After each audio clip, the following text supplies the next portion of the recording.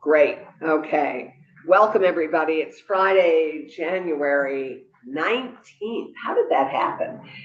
We are in Senate Economic Development, Housing and General Affairs. I'm Allison Clarkson, Vice Chair. Our Chair, Keisha Ram Hinsdale, is joining us virtually, and she is a little majorly under the weather, and her voice is challenged. So I'm going to introduce her, Senator Keisha Ram Hinsdale, and let her voice only when immediate, and she may be emailing her questions for Ben through Magali. So Ben, it is wonderful to have you here. Thank you so much for joining us. Ben is the Executive Director of New Hampshire Housing and is the architect, I believe, of your Housing Appeals Board, which we're eagerly awaiting hearing about.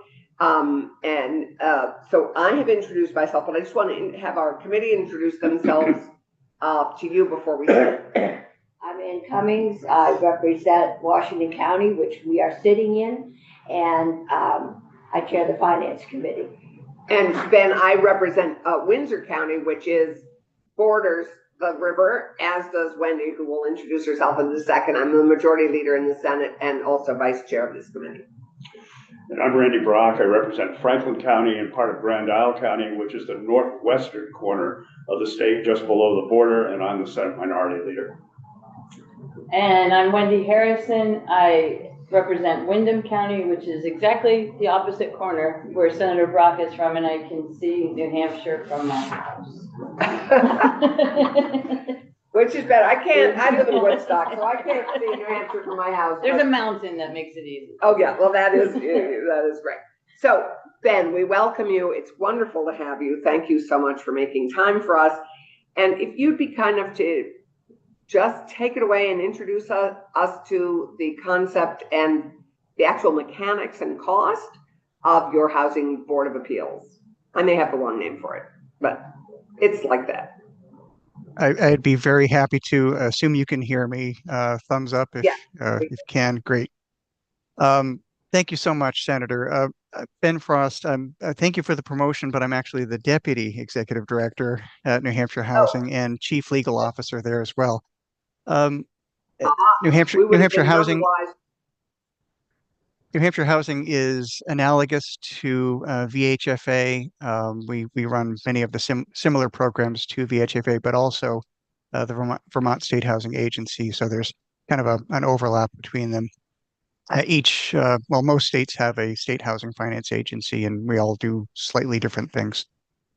One of the things that we do at New Hampshire Housing is policy and advocacy, and that's really something I've been doing for the past, I just celebrated my 18th anniversary at New Hampshire Housing, and I've been doing this work in housing policy here in New Hampshire for over 2 decades. By background, just so you know who I am, I'm a certified planner, and also I've been practicing law in New Hampshire for 30 years, specializing really in municipal law. And so, as I said, I've been working at New Hampshire Housing for 18 years. In 2007, we were asked by legislative leaders for some ideas on what could be done to improve the housing condition in the state. And one of the things I identified, but it didn't move forward at that time, was the establishment of a tribunal, I called it then, to hear appeals of local decisions as an alternative to trial court. The opportunity didn't present then, but this is something that I've been thinking about for a long time. And in 2018, the opportunity did present itself in the form of a legislator, a senator in New Hampshire, Bob Guida, who was really keen on doing something on housing, and also he was coming at it from really a libertarian perspective, government accountability, so it's the New Hampshire way, there's our live free or die mentality, and really strong tradition of local control, which I know Vermont shares, that we were very thoughtful of in drafting this. So with his support, and then really strong bipartisan support in the Senate and in the House, we were able to move this legislation forward ultimately as part of the biennial budget in 2020. So it was adopted by the legislature actually in 2019, became effective in 2020, July 1st, and then opened its doors on January 1st of 2021.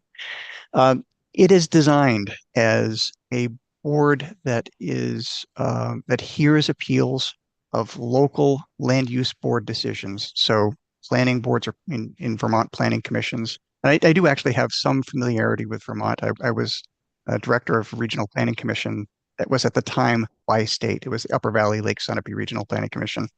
And Senator, I taught at Marlborough Grad School in Brattleboro too. So love that corner of the state. Oh, And My son was in Marlboro. my wife is from St. Jay. You There we have go. some VT cred. I hope so. But not a lot. I'm not going to claim too much. So we designed this legislation to not to affect local control. And as I drafted this legislation, and even before I showed it to Senator Guida, the prime sponsor, I showed it to my friends and colleagues at the New Hampshire Municipal Association and asked them to identify anything in this bill that would, in their view, would impact upon local control. They saw nothing in it. So it was properly designed strictly as an appeals body that has concurrent appellate jurisdiction with Superior Court. Now, I know the structure in Vermont is a little bit different because you have Act 250 in the Environmental Court.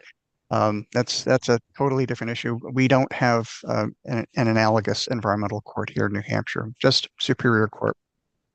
One of the problems that we identified for many years was that developers were saying, there's the local regulatory process. That's one thing.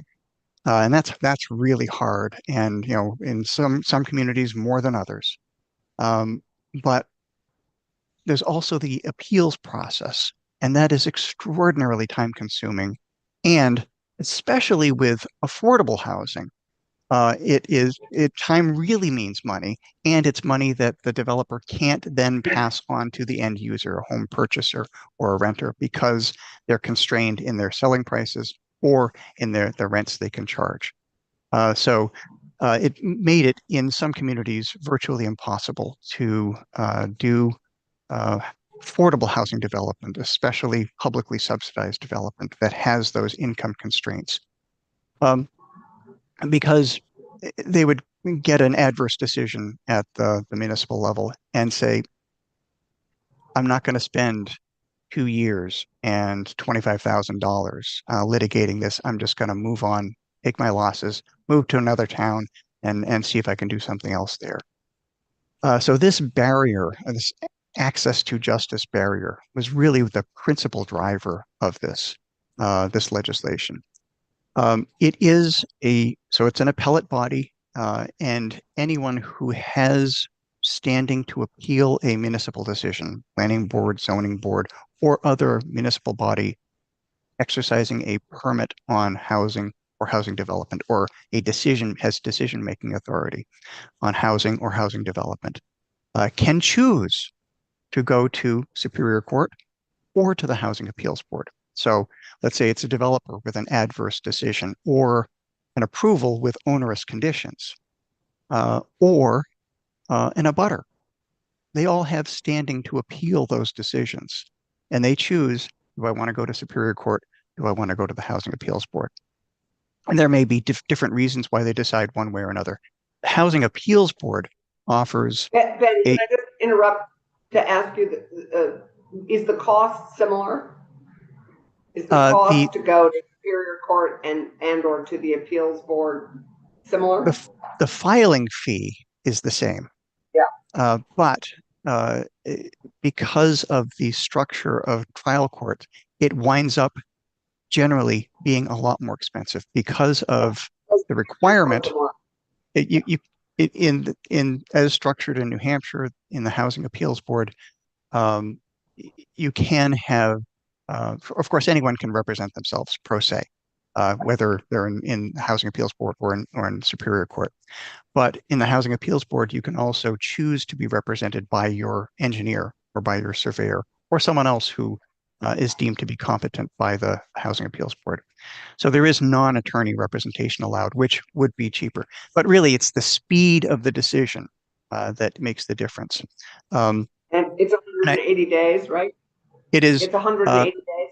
it is 150 days up plus the time for appeals. So appeals have to be lodged within 30 days of a decision. So this is either going to the Housing Appeals Board or to Superior Court. And I know that you have in the House, you have H647, which is structured in similar ways to that's the Housing Board of Appeals in our legislation in New Hampshire, the Housing Appeals Board.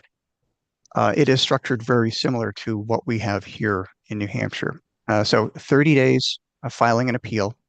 The Housing Appeals Board has 60 days to hold a hearing on the merits and then 90 days in which to make a final decision. So 150 days plus the 30 days to file the appeal. So that is 180 days. In total, but from the time of filing the appeal, it's a total maximum of 150 days. Great. And Senator Cummings has a question. One of the problems we have here is that we have appeal to the Supreme Court. And so is the Housing Board, is that decision final or is there an appeal past that? Now that in New Hampshire as structured, it is the decisions of the Housing Appeals Board are appealable to the New Hampshire Supreme Court. And in fact, 5 decisions of the Housing Appeals Board over the past 3 years have been appealed to the New Hampshire Supreme Court. 4 of them have been upheld. 1 of them has been reversed. So I think that the indications are that they're doing a good job. They've made over the past 3 years since they opened their doors in 2021, January, they've made about 70 decisions and have many other cases pending. That's 70. And reading through these decisions, as I hoped, it's clear that the Housing Appeals Board is not a developer board. It is making even-handed, reasonable. It's not a developer board. It's not slanted in the interests of developers. It is making reasonable, common sense decisions. And oftentimes, where it finds a municipal board has made an error, it will remand it. In fact, that's the most common posture of the Housing Appeals Board decisions, is to remand back to a municipal board for further proceedings but to give the municipality the opportunity to correct an error consistent with instructions from the Housing Appeals Board, really similar to what Superior Court does as well. The members of the Housing Appeals Board are appointed by the Supreme Court. And this was a decision that we made in writing this. One, to make it less political and recognizing that the Supreme Court in New Hampshire, as in Vermont, is largely insulated from political influences. So they're going to appoint people based upon their qualifications. And there are actually 2 openings right now because one member retired and another member was appointed to Superior Court. So it's a 3-member body, and they have the Supreme Court has advertised and is interviewing now, I believe, to fill those 2 positions. But these 3 positions of the Housing Appeals Board, appointed by the Supreme Court as non-political appointees, are chosen based upon their qualifications. One must be an attorney licensed to practice law in New Hampshire with experience in municipal law, land use law, or housing development. Another one must be either a professional engineer or licensed land surveyor in New Hampshire. And the third one is could be an attorney, could be an engineer, could be a surveyor, but it doesn't have specific professional qualifications. But all 3 must have experience in land use, housing development, and similar issues. So they are chosen based upon their qualifications. The second reason we chose this means of appointment was it already exists for another similar body in New Hampshire, the Board of Tax and Land Appeals, which was created by the New Hampshire legislature in 1973. And since that time, the Supreme Court has appointed the members of the Board of Tax and Land Appeals. That's a body that hears decisions on or hears appeals of any taxation issue in New Hampshire, and there are a lot of them, and also eminent domain proceedings. So the land appeals is a little bit misleading because it's really just related to assessing questions and eminent domain, which doesn't happen much, and then any state tax issue as well. So because since 1973, that board has had this means of appointment, we thought it was appropriate to do it for the Housing Appeals Board.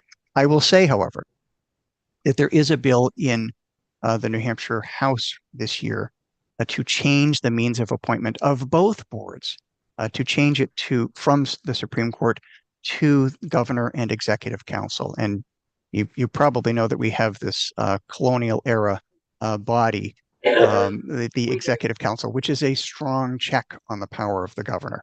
So the governor nominates these appointees, the executive council confirms. Yeah, but it sounds like your Supreme Court's doing an okay job at the moment. They are. They are doing a good job. The members they've appointed have been excellent.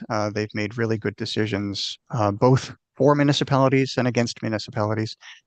But I think that this bill that would change the means of appointment has a strong likelihood of proceeding because it is sponsored by the chair of the House Judiciary Committee, who is himself the retired Chief Justice of New Hampshire.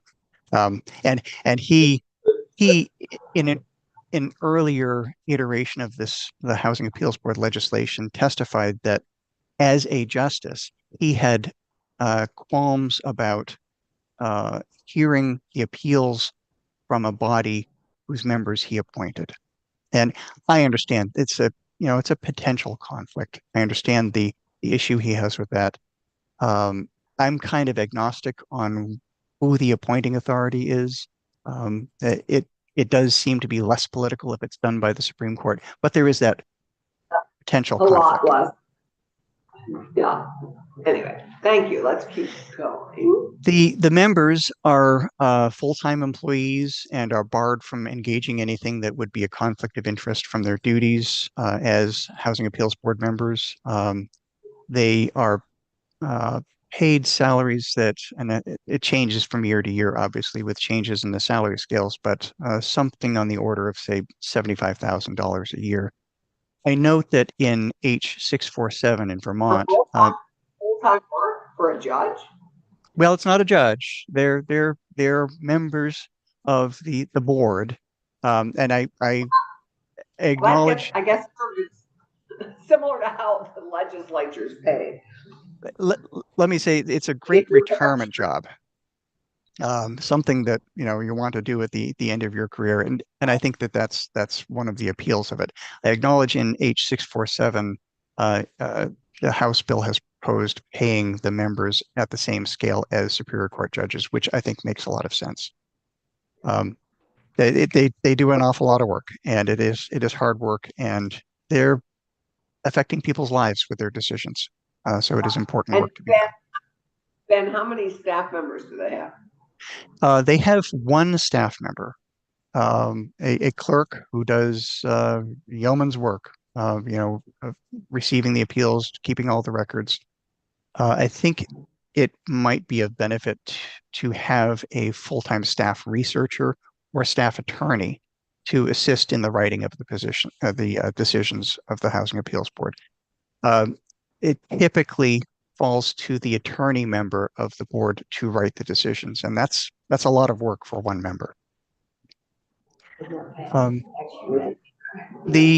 I'll note a couple other things in the New Hampshire law, as in H647, the so-called builder's remedy is available.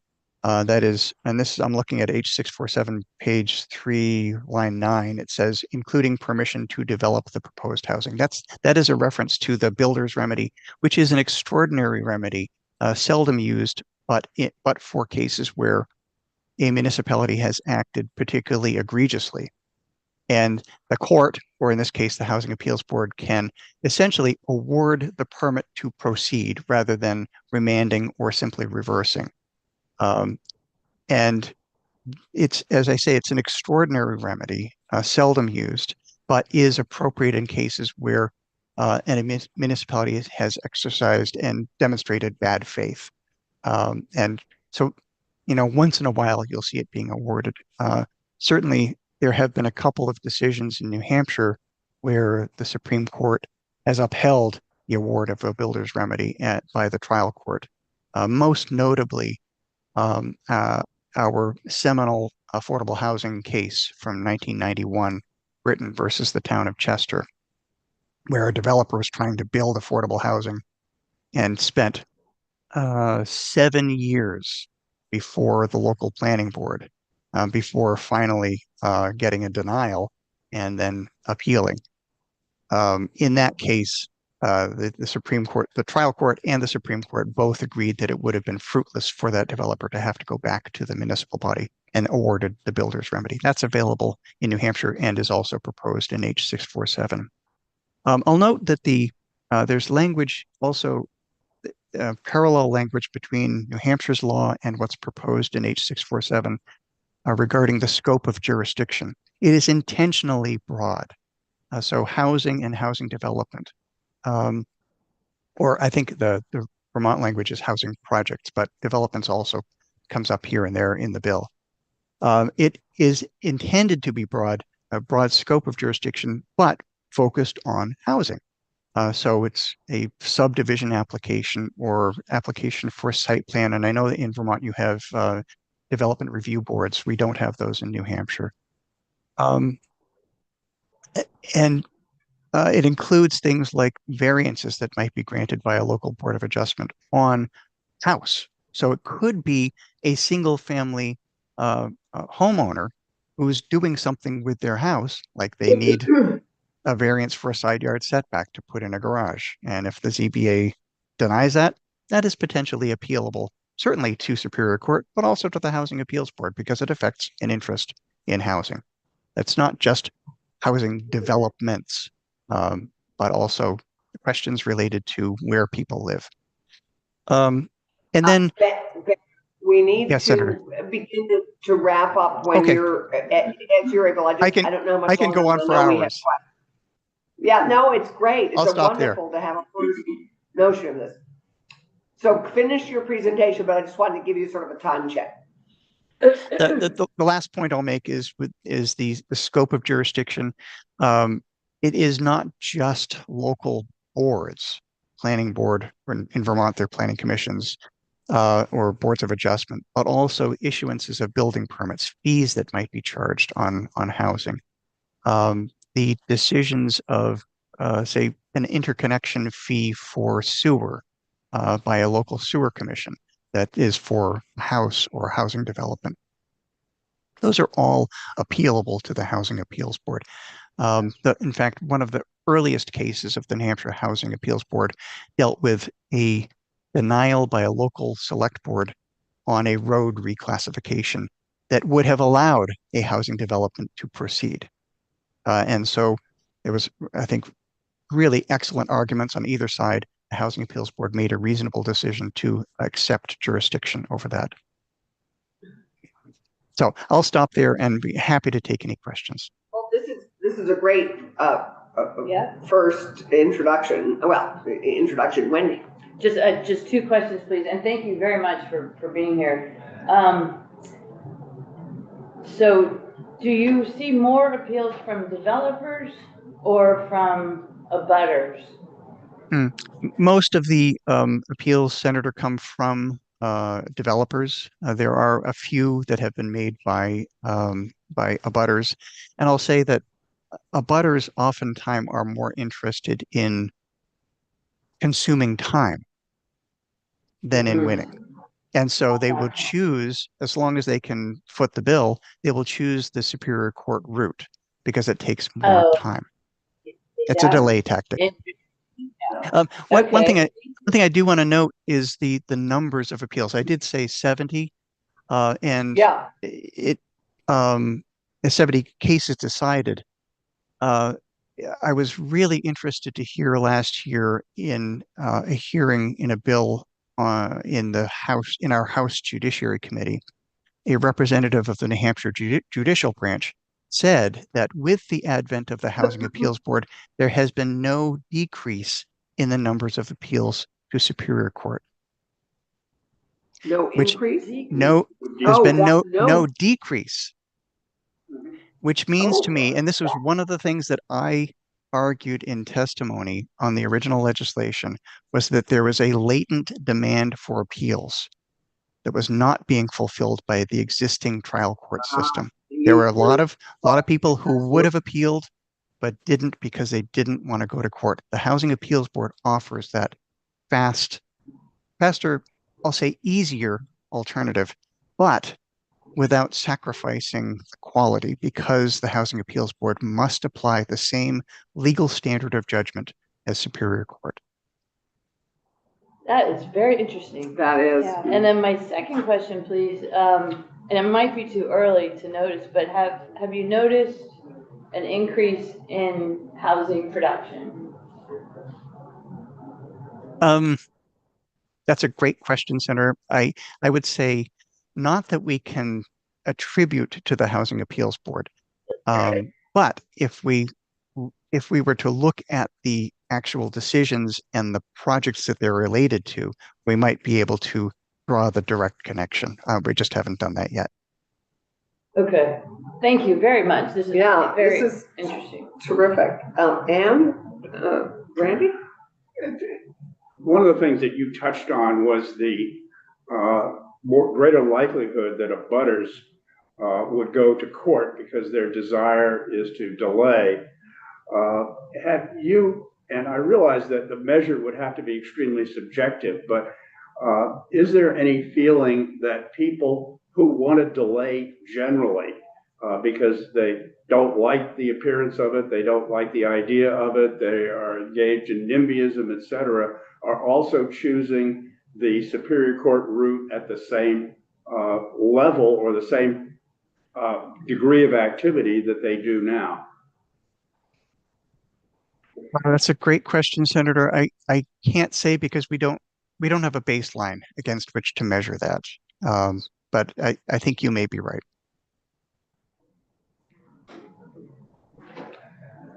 Okay. Thank you. Well, I think we're very grateful to you, Ben. This is a terrific introduction to this. Been a pleasure. One last question. Do you happen to know what the budget is for the New Hampshire Board of Appeals? Not precisely, but it is something on the order of $600,000 to $700,000. I think that's the biennial budget. You've got the 3 salaried members, you've got the salaried employee, and then you have the overhead costs.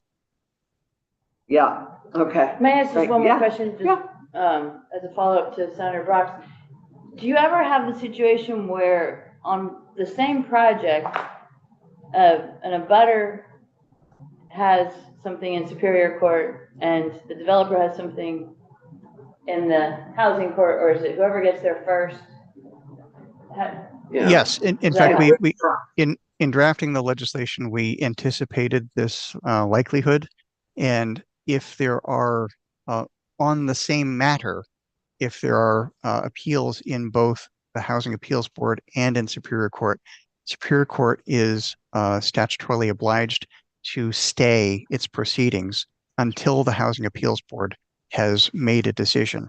And then to the extent the Housing Appeals Board has made a decision on the matters that have been stayed in Superior Court, then those issues will be dismissed by Superior Court. Great, thank you. Great. Thank you very much. Thank you. Thank you. Thank you. And if you have Ben, further questions, I'll be happy to return we will be in at any touch. future We date. now know how to reach you. You do. Thanks so much. And You're very welcome. you have a lovely weekend. And Thank I will you. go get our next witnesses. Thanks so much. So long. Yeah. Bye-bye. So that sounds like it might help the developer with the speed, Mhm. but it's not gonna deter the folks that just wanna drag it out.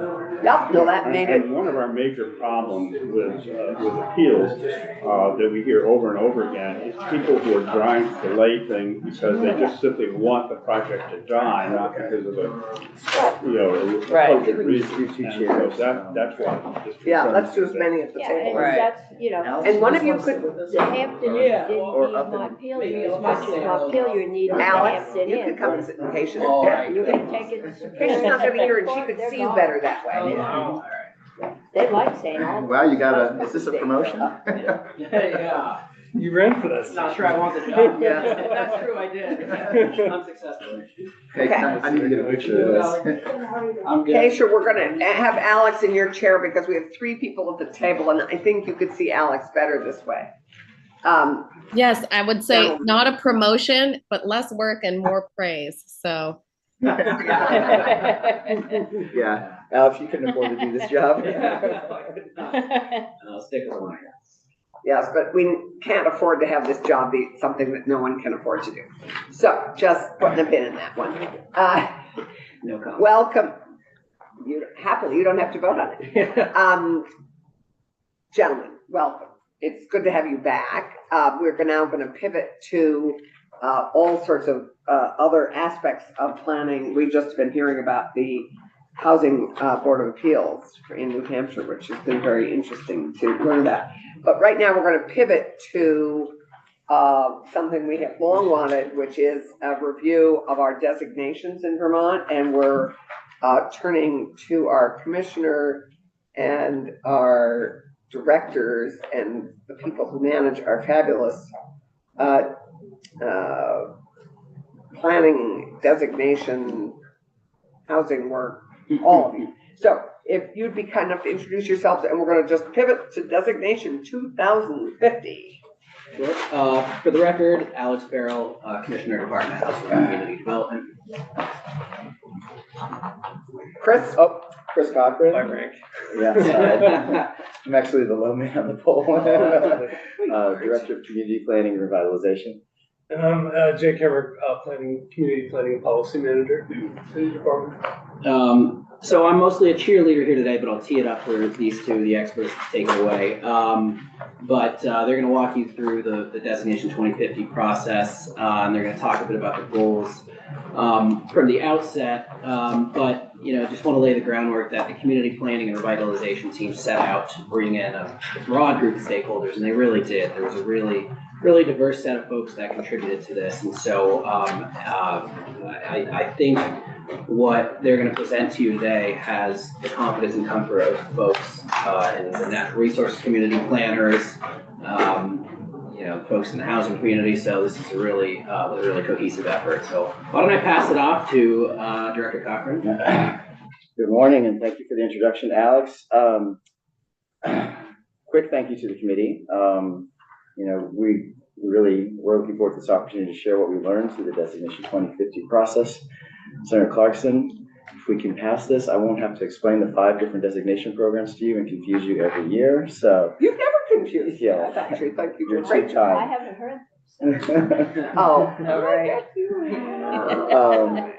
And I also wanted to thank this committee for your leadership on the Home Act. It's really, I think, making a difference in a lot of communities. I think, I will say this, I think the system had needed a little bit of a shake, and I think it's gotten everybody's attention. It's really focused on how do we create, smart growth housing opportunities for everybody in our community. So thank you for your leadership. I forgot to mention that. Mhm. We enabled this in that legislation, so. Absolutely. Thank you. Yes. So I think you know a little bit about kind of what we do, but I just wanted to just start with level 7, where we work in state government. Many of the agencies, particularly V-Trans, I'm going to make a bad joke, but they stay in their lane. ANR does the environment, V-Trans Road, AHS does people and human services, the Public Service Department does energy, emergency management does recovery and those kind of things. Our focus is our communities and smart growth and compact development and land use, and it touches all of these other agencies' core mission. because of that, I think our work is really interesting. It's really diverse, but we run kind of this eclectic program, but all centered on kind of communities. But our work ranges from electric vehicle charging stations, because we want them in our downtowns. We want our businesses to have these opportunities. We want people to charge in our downtowns and shop while they're waiting. To planning and building sidewalks and trail networks, to planning and building sewer and water and clean water infrastructure, to boosting the livability and vitality of our communities, to supporting economic development, historic preservation, housing infill, to climate adaptation and resilience. So it runs the gamut. It is sometimes a little overwhelming given our big portfolio, but we work incredibly hard to align different agency programs to kind of make the outcomes for communities, give our local leaderships the tools and resources they need to get things done. And another shameless thanks to this committee, we wouldn't be able to do all these things without this community support. So thank you for your support over the years. We have loved your goals and objectives and supported them for as long as for the 8 years I've been on this committee. So we've only wanted to see more and more. Well, we're bringing it to you this year, so this is going to be a big lift, and we're definitely going to need your help. A little step back. I'm going to pass out paper, but this was an incredible. This is the full report. It's on your website. It's many pages. Big. Many pages. Is the report actually finished? Yeah. I'll go into this a little bit, but yeah, it was a big lift. But we got it done. It is posted on the legislative website. It's on your committee webpage. Read it if you want, but as busy senators, there's an executive summary for I have given you many options. I've given you a one-page overview. So we're just passing these along, or this is? Yeah, just pass them around. I've given you a two-page FAQ, and then an executive summary. I think if you read the executive summary, there are two pieces of paper here. There's a frequently asked questions Yeah. and key points. Which one do we want? You want both of them. Okay. The frequently asked questions is the one-pager. No, we're missing.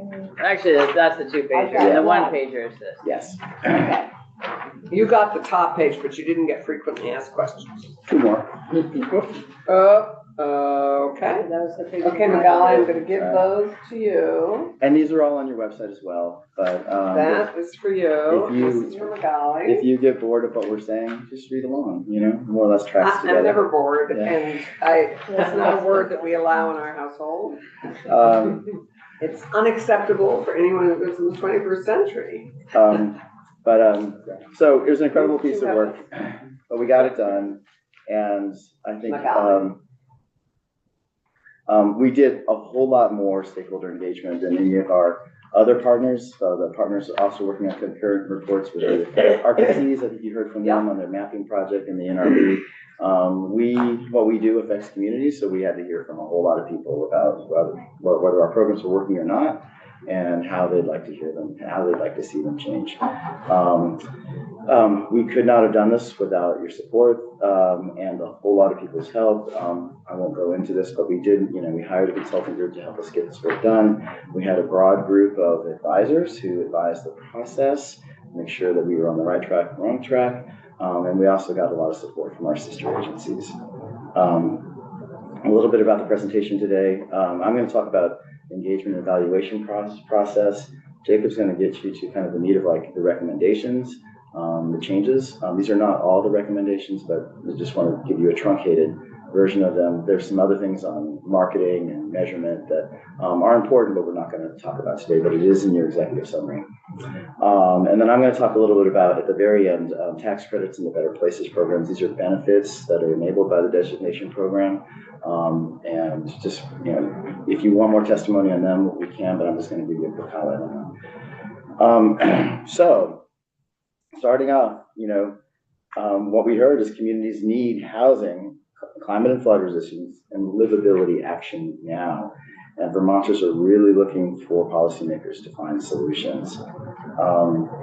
I know we've been at this for a while, designating communities for about 25 years, and now about 68% of cities and towns have at least one of the designations. And we've learned 60%? 68% of communities.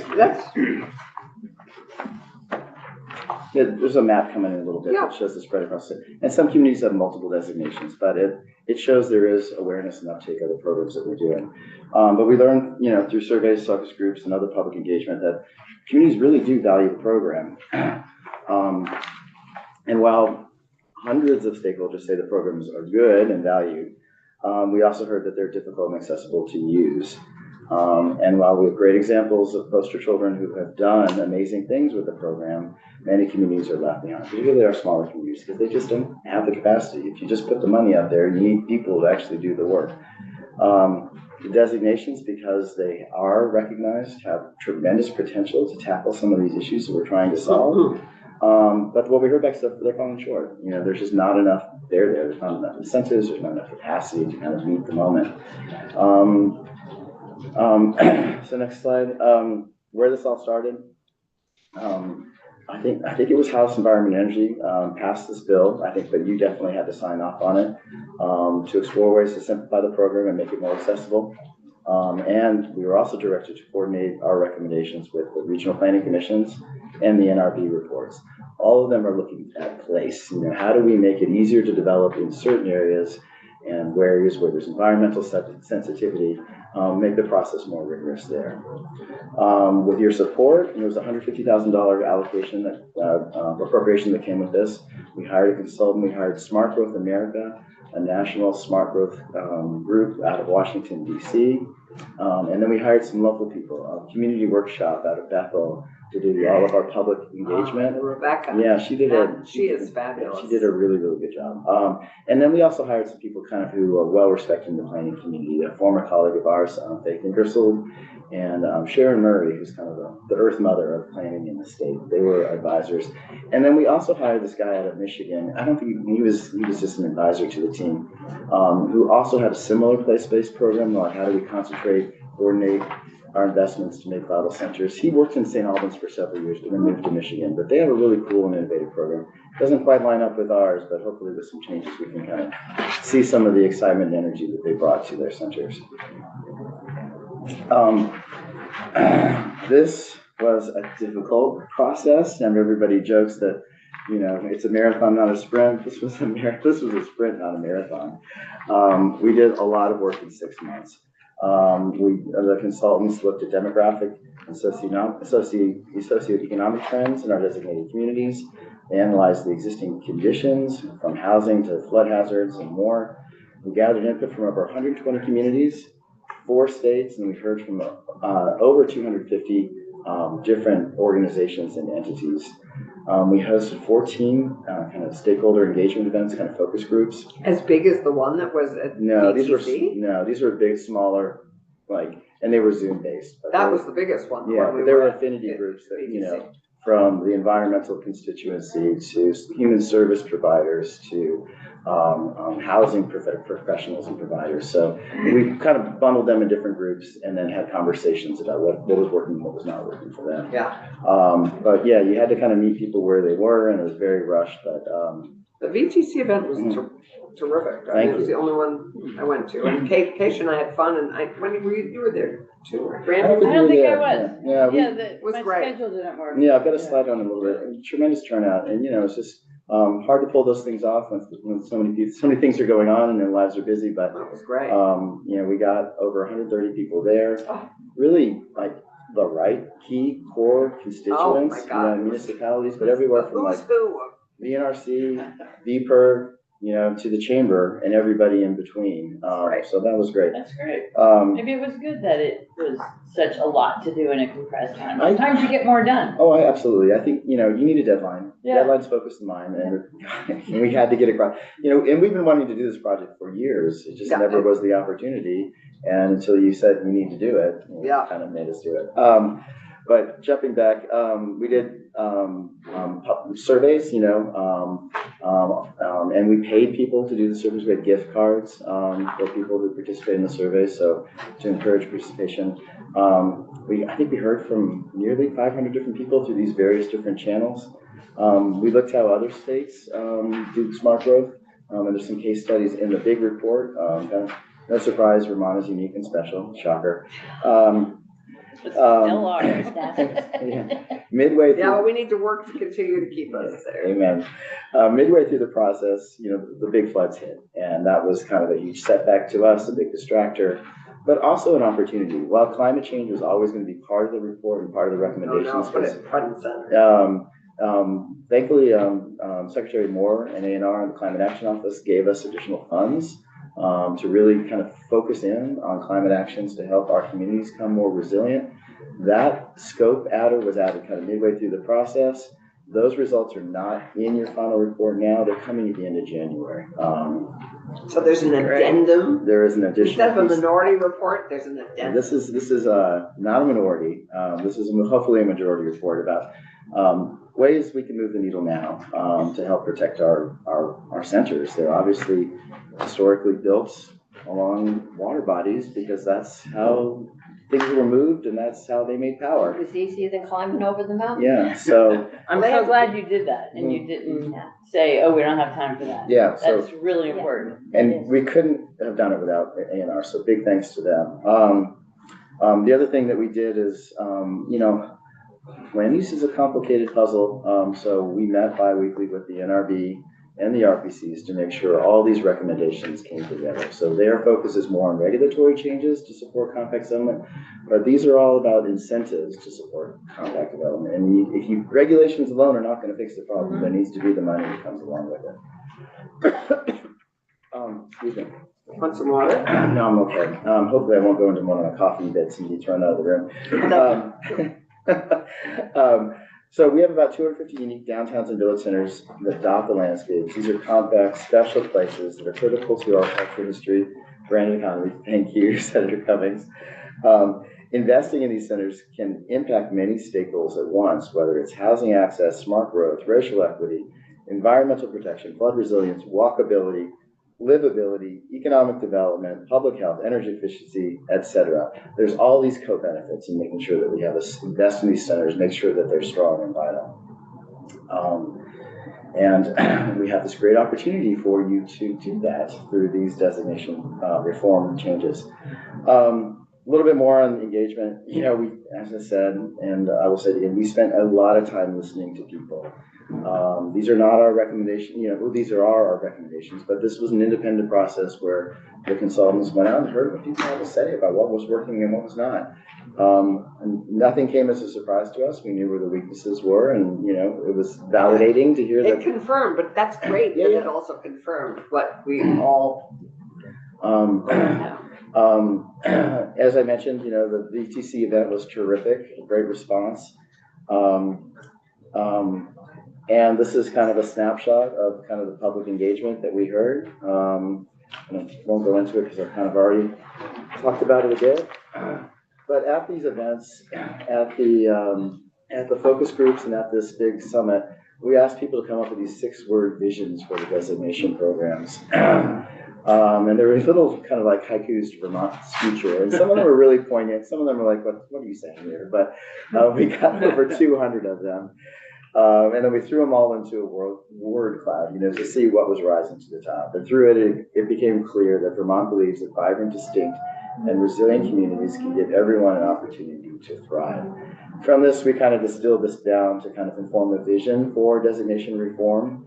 And then you can see vibrant places, thoughtful growth, thriving future, local solutions, statewide investments to leverage real impacts. And while we envision unique, vital, and resilient communities, unique, vital, and resilient communities where everyone has a place to thrive. We want everybody to have a place in our compact centers. And Vermont can achieve this vision by, one, making the programs easier and more accessible, doing more work to align our state partner resources and investments to make sure that these centers are vital, and exploring ways to increase benefits to these centers, and exploring ways to kind of increase technical assistance. And Jacob will get into these recommendations and some of our strategies around how we do. The one partner, I assume we didn't mention them, but the one partner, and you've used them often on many of our better places and other projects. is AOT, Yeah. and they were very much present. I just wondered, Yeah, they, because we've talked about the planners and everybody else, but AOT is also key because they also run through all our they, roads. the roads are. Roads and bridges. And what we want to see is roads for everybody, not just the cars. Right. So, You and Molly Bird. and they're doing a great job, as we look at how do we make the climate network decarbonize, the road network, it needs to be more walking and biking, and we need those opportunities. And if you don't build it, people won't walk and bike. And we have to afford to build it. Right. But, And transit. yes. Yeah, key.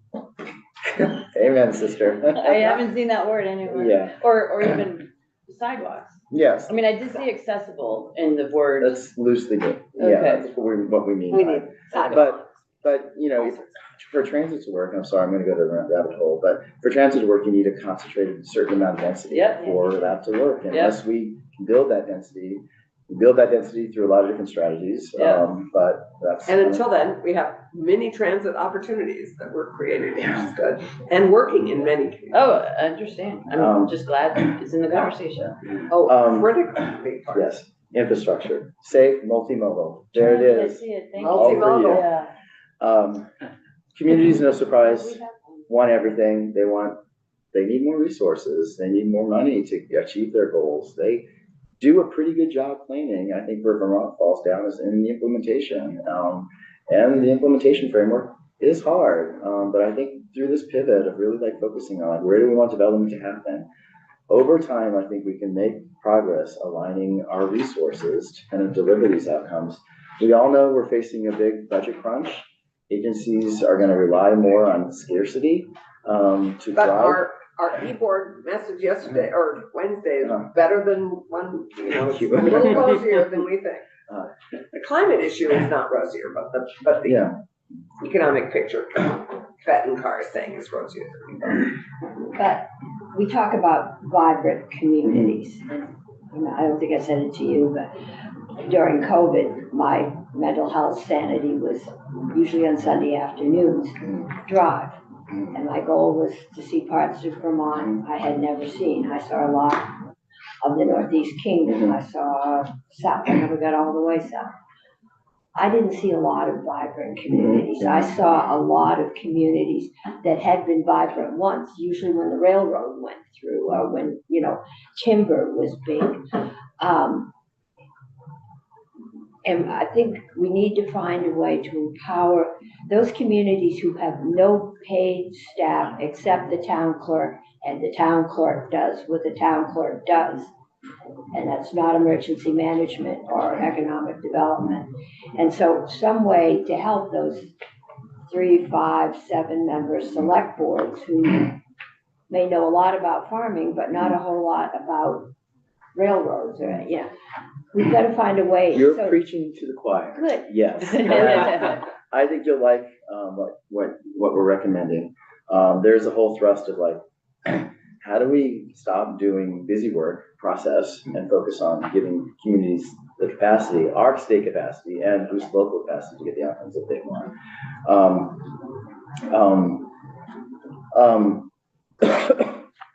Like I said, I'm sorry, lost my train of thought. But again, high statewide You want to participation and increase interest all in the the things program. that we want to do, like Yeah, increase times two, benefits. blah, yes.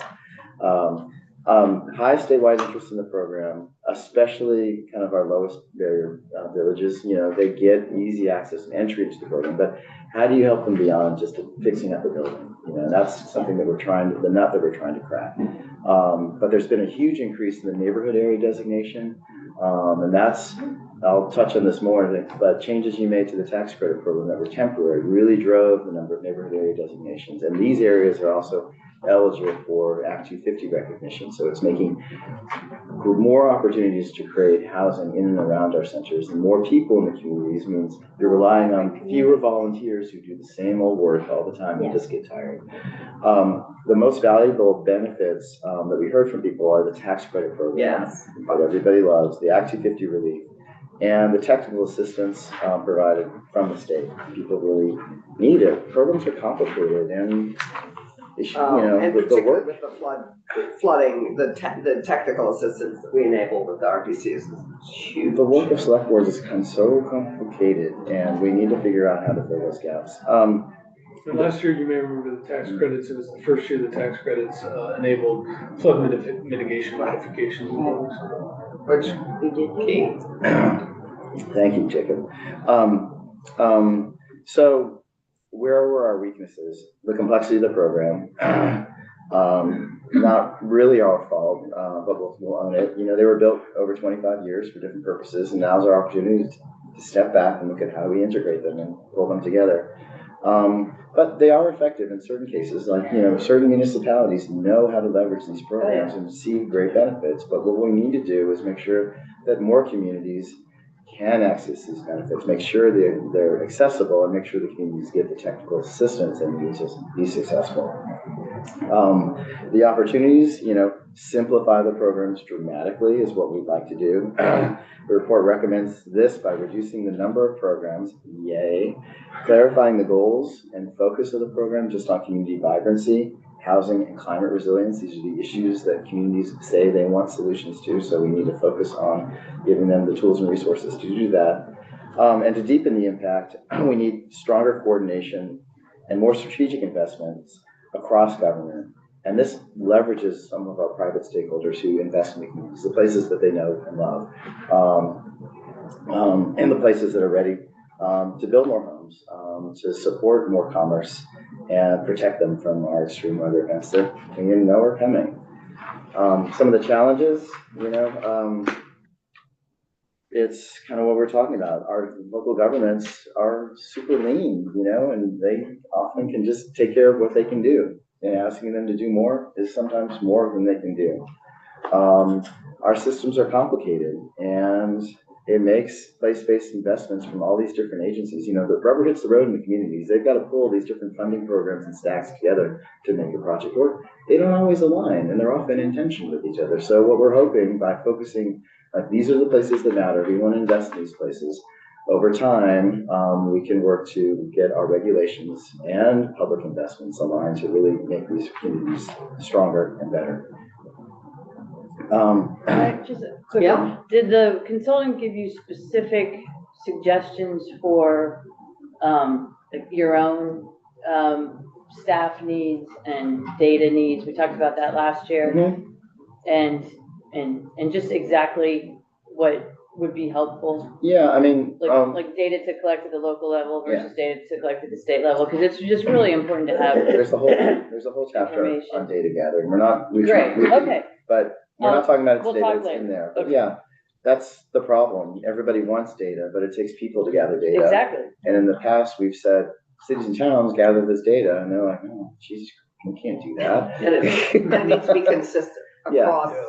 Yeah. And for quality, garbage in, garbage out, you got to invest in it, but nobody ever wants to invest in it. So that's the dilemma. Okay. Actually, it's one of our big recommendations coming out of another task force that's been in operation for 2 years. The special, also set in play by this committee, the Special Oversight Committee on Workforce Expansion and Development. And actually, the consultant, the planning group in Boston came back recommending we have a whole division on data. Okay. on aligning data from all our silos, making it more usable for us, making it more accessible, and just They say AI makes that really easy. Oh my. not necessarily. That's the Anyway. one presentation I've heard for government, but it said it can go through and take it out of every single file in the state and put it all Oh, really? together. You may want to hear from Josiah Raish from AES. Yeah, no, and we will when we get our, Yeah. that's our It's conflict there. report. I mean, we're not gonna do it this year, but in the future, I mean, that's not that far off. Right? Senator had a question. Looks like. Oh, sorry, Keisha, so with Keisha, we may not hear Keisha's asking, but we may, is Magali, got your question, or do you want to be able to vocalize it? I will do my best. I'll do my best to speak. Okay, Scott Coleman. I didn't know if this was the end, or are we in discussion? No. Okay. No. Well, I will speak to the end of my part. I'll just make 2 points, questions now, and then they can sort of inform future discussion. One, I think with this and the NRB report and recommendations, we need to look at the carrots that we provide, like tax credits and infrastructure dollars, and measure those against cooperation, I would say, with fully building out in tier 1 A, B areas, or what you might call the growth areas. What I worry about is we do still have some communities who want to keep one side of the tracks undeveloped and concentrate all the building on the other side of the tracks. And I don't want to reward those communities the same way with tax credits and really limited infrastructure dollars. So that's 1 point / question. And 2, our legislative council is extremely overburdened. So anything that you all hope makes it into a bill, I hope it's either already out there in some form or you are working on statutory language. Yes. Yes to your first point. Totally support what you're saying. Yes, there is a bill. Representative Bongart's put together quickly over the holidays. H683. It was rushed, and right now we're working on but it's a start. It is a start. So there is some legislative language. Great. And we should have a much stronger version of that bill by the end of the day today. I did want to run it by Representative Bongard to make sure that he was comfortable with the changes that we're making to the bill that he started before we release it. But yes, we will do I feel for Ellen, and we are working to help her. Okay, why don't you? Yeah, I think. Why don't you keep Yeah, going? and then just wrapping up here, the reform priorities. You know, our downtowns and village centers matter. This is where people want to see these investments go. And the urgent needs like housing, equity across communities, climate action, and infrastructure investments. This is what communities want to see. And the thing that we all know about, we really need to focus on building capacity and coordination to solve these problems that are solvable. We just need time and resources to make sure that they happen. Thank you. And I'm probably eating into Jacob's time, so I apologize. You know, we're fine on time. So don't worry about it. We have lost our the rest of the morning's witnesses. So we had you until 10:30, but we started a little late, so we'll go to 10:40. So we have another half hour. Let me just ask just a couple of questions, just of the overall report, just so I better understand the sources and so on and so forth. One, you mentioned there's no dissenting report. There's no, everybody's in agreement with everything? No, I mean, these are pretty big changes. And our goal in every stakeholder engagement is to, thread the needle. Where do the most people agree? And that's where the recommendations are falling. This is removing the barriers. We heard people like these programs. Well, I understand that most people agree, but is most people 60%? Is most people 72%? I don't have enough. Is there a substantial disagreement about anything that's here? And how do we digest that as well as policymakers? I haven't heard any complaints. All I've heard is yes, you're on the right track. We did some outreach with the Vermont Planners Association. This is kind of our core group, municipal officials who administer these programs, and they were leaning in, very excited about these changes. Yeah. They wanted to see many of these changes. You mentioned, though, that the Planners Association is a classic example. That is a group of people who come from communities that have planners. Yeah. Not every community has planners. We have a large group of municipalities and so on that are largely rural, that don't engage in the type of planning that we're talking about. And we have a large, obviously, area that doesn't have water and sewer and isn't particularly interested in constructing it. Right. And I'm just wondering if all of those voices are of the people, you will get a report with consistency of result if you only ask people of a particular group who share that viewpoint.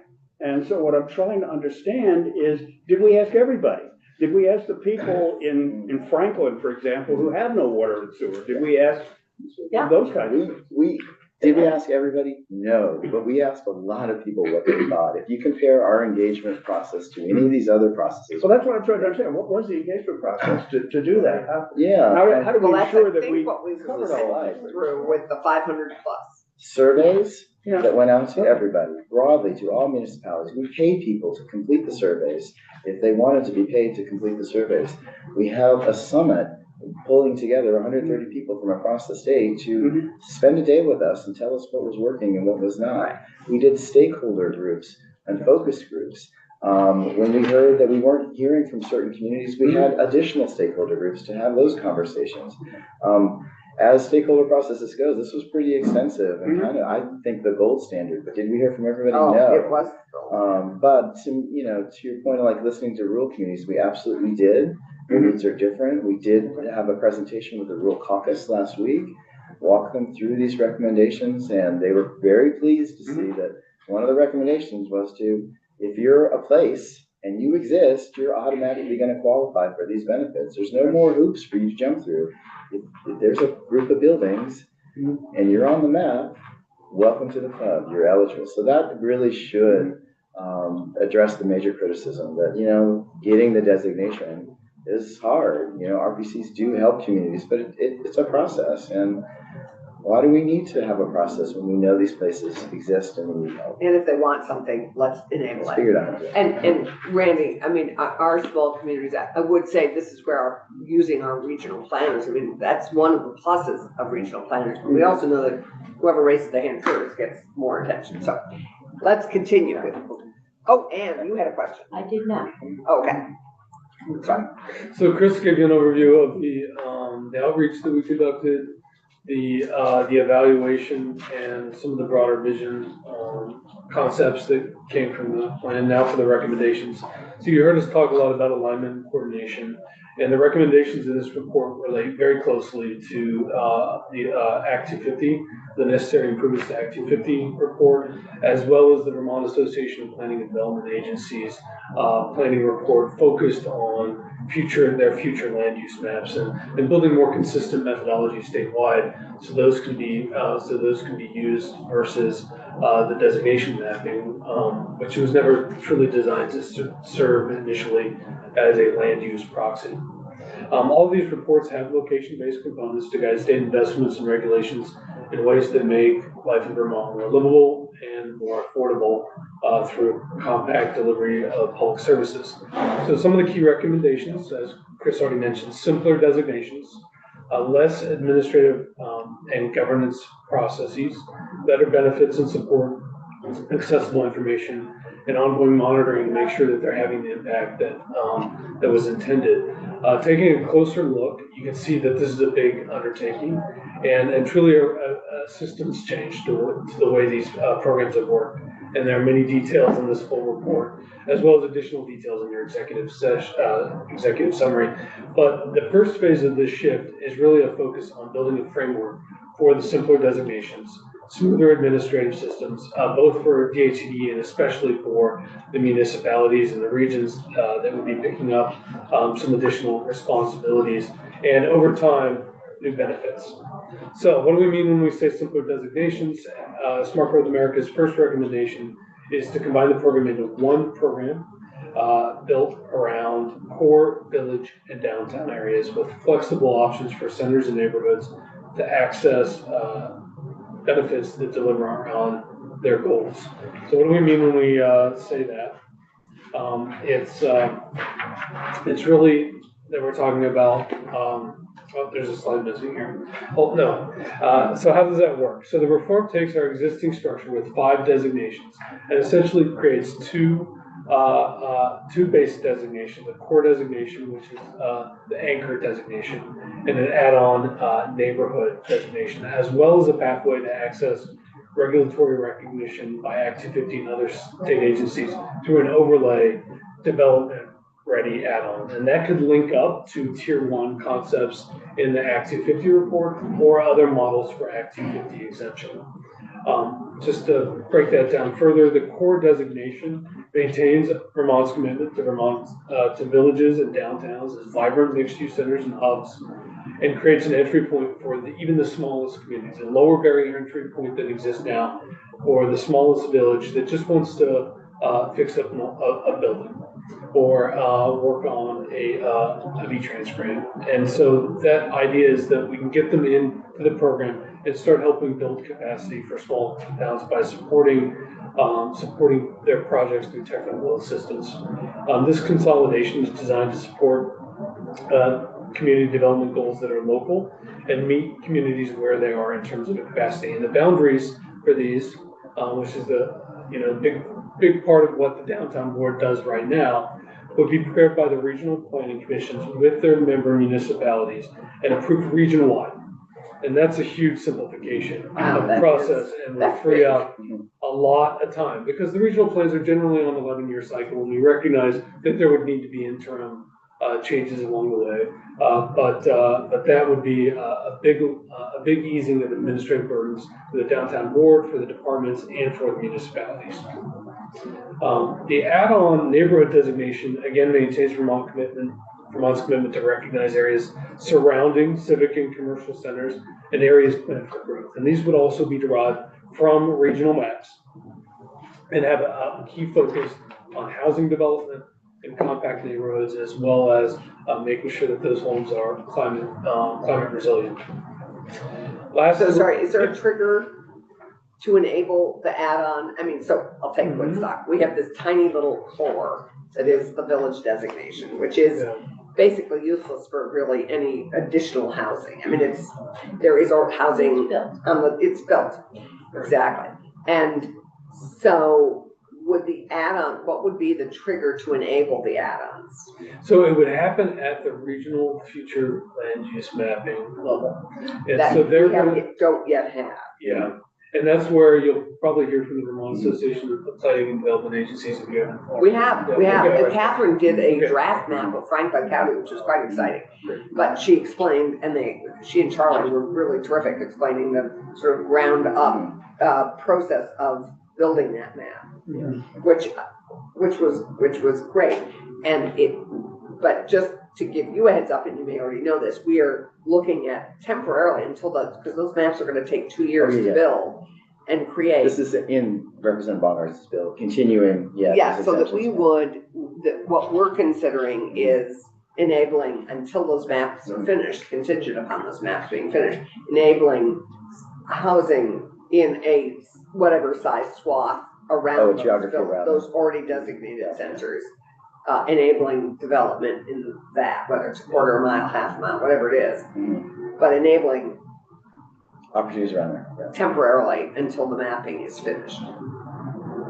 I mean, you've probably already heard of that. I want to make one point. I think this solves a critical tension point when the designation process, because communities were super frustrated with us because the rules that we had to follow, the law said only designate the core. And they're like, well, that's not our whole community. The community is the core and the neighborhoods that are around there. Yeah. And this is a way of automatically saying we recognize this built area, the core and the neighborhood through a regional planning process. And I think that will eliminate that friction point and it's taking to save us all a bunch of time, because the RPCs essentially do a lot of the stuff already. We're just making it consistent statewide in how they approach it. And how do you deal with, there's towns around here. I'm not sure if it's Barry or Barrytown, but there's East Barry, South Barry, the Hamlets. Berlin, Berlin has got Riverton, and then there's the developed area up there, and a lot of our large spread out towns actually have small village or, usually there's the one-room school in the church because you couldn't get to downtown in January. And how are we going to deal with them? They're going to be mapped and recognized through this regional process. Okay. They exist. Yeah, you may want your growth to happen. Well, there is no downtown Berlin. It has no post office, but it's a town. But the community, and it's the hospital's in it. I mean, most of our small towns, they just want to fix up some buildings and fix up the sidewalks, and they don't, some of them don't even want growth, and that's their decision. A gallon of paint. My island was going through Peacham, and the number of beautiful, old, big homes that had peeling paint. Yeah. It cost thousands of dollars to paint a house. Yeah. And, yeah, I mean, paint would help a lot of our downtowns. Sorry, I didn't interrupt, so. Yeah, so, all these categories could be, this sync up with the concepts that Charlie and Catherine are talking about, Vermont Association of Planning Development Agencies. So even like a village like Graniteville, that I think is thinking about getting the village designation right now, they would have a way to move Yeah, into because the that center is designation. definitely, Or Berlin has two. yeah, it does. And, yeah, Graniteville is Yeah. up there with the granite. It's Yeah. got a general store, it's got a church, Yeah. used to have a school, and it's got a couple of it's got several Yeah. neighborhood Yeah. areas coming Yeah. out. So the third category, so we're taking these 5 categories, really down to 2 categories focused on regulatory implementation. And this third category, development ready add-on, that will be focused on regulatory recognition. And so this is the platform for, a potential platform for Act 250, long-term Act 250 recognition and exemption. And core neighborhood benefits that this could overlay will help meet the program requirements and build investments in local planning framework to help these communities make these areas development ready with predictable outcomes. So they get the base designation. We're providing technical assistance like we do now to help them improve their regulations or do specific area improvement plans or develop a capital plan for water and sewer system. And then as they build the capacity, this is an avenue to enter into an Act 250 free designation. So, and again, that builds on the concept of the Act 250 Tier 1 nomenclature. Yeah, well, Wendy has a question. It says no new mapping is required. How, Yeah. Because This it is would always dependent. be based, sorry. No, I was just gonna say, I think that's what you were saying, is this is dependent on the work we had presented by Charlie and Catherine on the mapping. so, but that is, I would count that as new mapping. I mean, you would have a map of this area. Yes. Yeah, I mean, it would be shown on, there would be a line. yeah, and it'd be based on mapping that's already been done. Is the Okay, reason. I guess a concern that I have is when we just randomly say quarter mile, that may not be the best thing to Oh, do. and that would just be temporary if we do something like that. But I don't know But what this they're talking is about. this is the mapping that was presented by the planners and that is gonna take 2 years to develop because they're going to every So, town to begin that planning and mapping and designation. Okay, but of what- I just, But it's gonna take that work to be able to just simply greenlight stuff. Communities are gonna have to do that work of the mapping with their regional planners to then be able to simply, they have to have a platform they trust and a process they trust to be able to then greenlight all the benefits that we're talking about enabling to towns and communities if they go through that process. But they have to go through the yeah, it's decision just, making of what to develop and what not. oh, I understand. It's just, you said no new mapping on that one and not on the other one. So that just is a flag to me. I don't know Okay. exactly what you mean. But then I have a couple other questions, but I can wait until the end if you like. Yeah. Is that better? Okay. Maybe we might answer a few. Yeah. So, breaking down that framework into process. So again, currently our current conditions are we have these 5 designations. There are different application requirements. They're different. They have to be renewed every 8 years. Most of them have a 4-year check-in. And then there's very detailed mapping that happens by the downtown board with approval required. This would move into a one-time designation process that occurs region-wide. Applications and renewals would be aligned with those 8-year planning cycles. So it wouldn't be a separate process on top of the work the municipalities already have to do. And it'd be supported by the RPC and lean on that regional mapping work that we were talking about. So we definitely recognize that moving into this new framework is a big system change and it's gonna take time. Municipalities, we know, are watching us and watching you to make sure that they don't lose existing benefits. And our goal in this transition is to ensure that all existing designated areas get recognized in the new framework. and see no loss of current benefits during this transition period. And we estimate, and it sounds like Catherine and Charlie already said this, that regional mapping process may take 2 to 3 years. We're hoping Yeah, sooner rather than later. We Yeah. need some carrots for that. they do seem very eager, and this will give us at the department level time to work on improving the program accessibility, updating the guides, doing the marketing, thinking more about how we can work with our partner agencies to deliver more streamlined technical assistance, even for the lowest capacity communities, and different benefits models that move trend lines in the direction that the General Assembly wants to head. So in terms of governance, this report makes several recommendations on administration and governments, and recommending more streamlined process through the region-wide approval with more flexible entry points for small villages. Again, that just may want to fix up a building and an evolved downtown board. So this is the big governance change, is that there would be a board spending less time reviewing individual designation applications and individual maps, and more time focused on business benefits delivery, monitoring, and interagency coordination. Also, there's Just looking at the less admin requirements in your recommendation, there's no renewal process associated with it. The assumption is, though, that there would be kind of gradual or otherwise changes that would solely be dictated at the local level, just without a specific timeline. Well, it would lean on the municipal and regional planning processes instead of making it a state process. So it just elevates what's happening in the municipal plans that are consistent with the regional plans and moves it up for statewide. So a municipality could adopt something with either more or less requirements in terms of administration at the local level, effectively.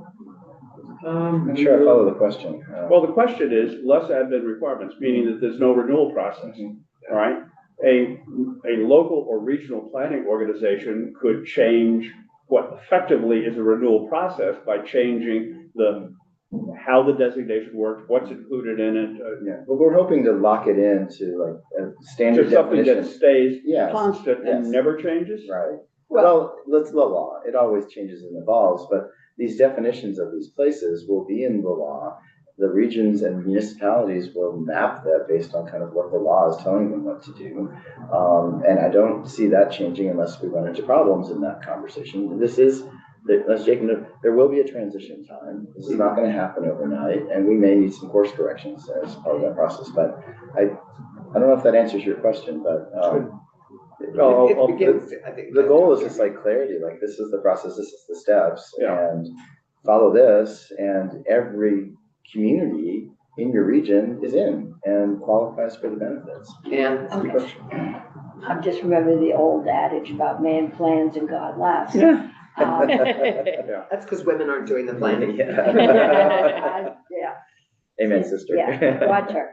But, yeah, we can plan now, but, and we've got, Chittenden County is our big computer tech center and our main, but there's the potential that somebody might strike gold out there. We did have a gold rush once. We did in Plymouth. And, that you could suddenly get one of these little villages that grows because there's an industry that's evolved there. I mean, IBM put Burlington on the map.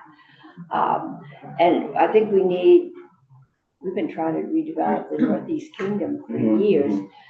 And it's always possible that, Mountain biking is helping. but Island Pond ain't thriving. Yeah, That's true. We need to have the flexibility because something can change. Yeah, I don't think that's, again, this is a mapping process. This is a Right. future land use. This is aspirational of what the community would like to see. So it's good direction to the state agencies saying, this is where we want to see growth and development occur. Right now, the discretionary funding is not coordinated in any ideal scenario. And I think this gets us along that direction. this is aligned so much. The only challenge is it does hinge on the mapping work, and the mapping work we need to maybe consider some carrots to make sure the mapping work is finished as much as possible in 2 years. Yeah, no, the RPCs in the Bongart's bill is like, you know, you need to get this done, else you're not gonna qualify. Well, for we these need to give benefits. the RPCs the resources Yeah. to get it done, because it's additional work for them. They're leaning in. This is something that they have wanted for a long time because it links our designation process. It doesn't really have a strong nexus to planning. It's a state process that we just administer. And it also links the Act 250 process to their planning. We invest a huge amount of money in regional and local plans that the state, for better or for worse, often just ignores. So this pulls these pieces together. I think when we're talking about vibrant communities, we have to remember that there's usually employment, acceptance barriers, a very different community than it was when I moved here 40 years ago. Because the granite industry is not what it was then. We aren't building granite state houses anymore. We could. Yeah, but anyway, Extension. the old, you know, the Connecticut River towns that are beautiful, but are just sitting there because the railroad is the big thing that went away in a lot of these towns. And or timber, and so we need, while we're doing this, a town is not going to be vibrant if there isn't money there, which usually means employment and taxpayers with money to pay taxes, to pay the sidewalks. Or towns become suburbs because of transportation patterns and the lack of housing elsewhere. It's happening in some parts of Franklin County, for example. Yeah, They're which very is happening. different. The economies are very different than they were 20 or 25 years ago. We've got success stories of small down and out towns, villages that have really turned it around using these programs and a lot of local working capacity. And that's, we have to figure out how to help more of these communities. Okay, given our time frame, let's finish, Okay. let's finish the presentation, then let's. Okay, I thought they were. How are we doing on time?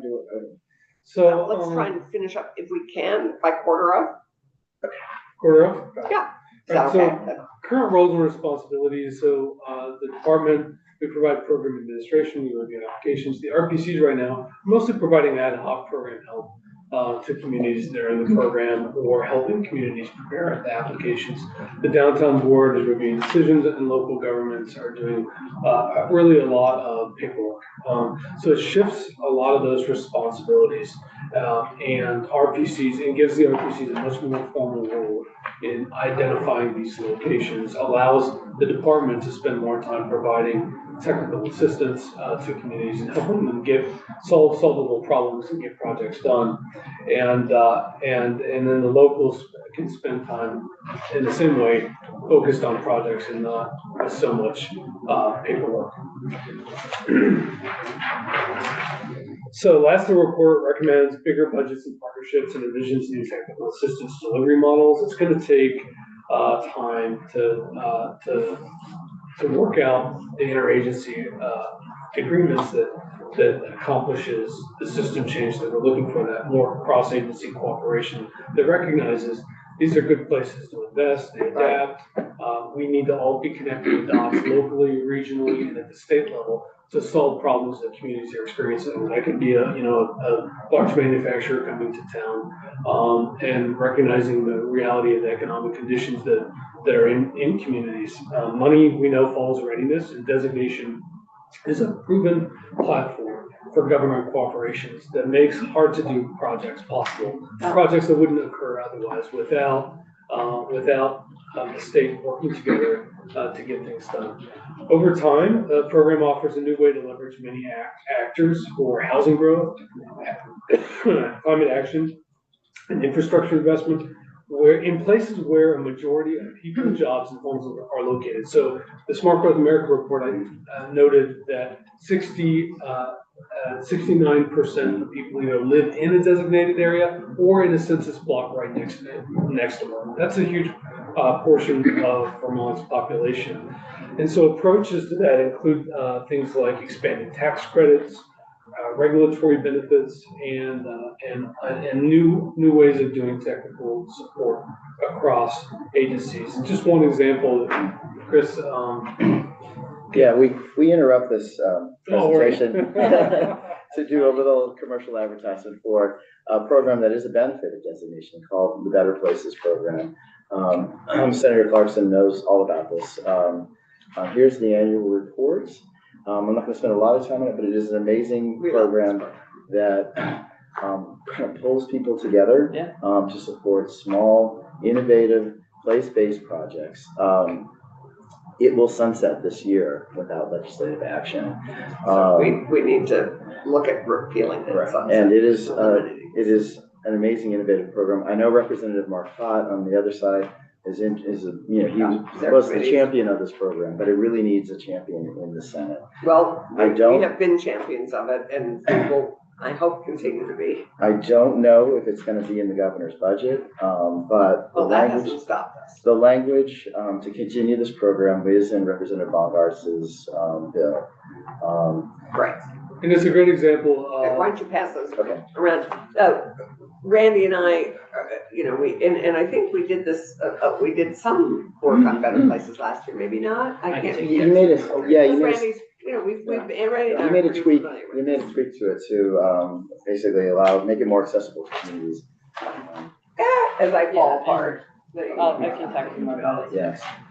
Perfect example of a program that you unlock by becoming designated villages can access this. Right. This is a big bang for the buck program. Oh, Yeah, I was gonna make that point. Well, here we are right next to each other, and we all like big bangs for the buck, and it leverages community engagement with very modest dollars and really helps transform our downtowns in small but actually meaningful ways.